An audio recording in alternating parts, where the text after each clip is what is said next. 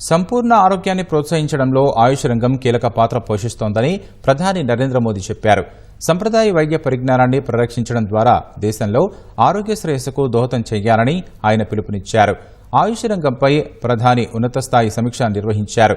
విధానపరమైన మద్దతు, పరిశోధన, ఆవిష్కరణల ద్వారా ఆయుష్ రంగాన్ని బలోపేతం చేయడానికి ప్రభుత్వం కట్టుబడి ఉందని ప్రధాని పునరుద్ఘాటించారు.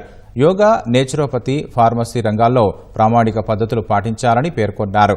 రోగ నివారణకు దోహదం చేయడం సహా ఔషధ మొక్కల పెంపకానికి, గ్రామీణ ఆర్థిక వ్యవస్థను బలోపేతం చేయడంలో ఆయుష్ ప్రధాన భూమిక పోషిస్తుందన్నారు.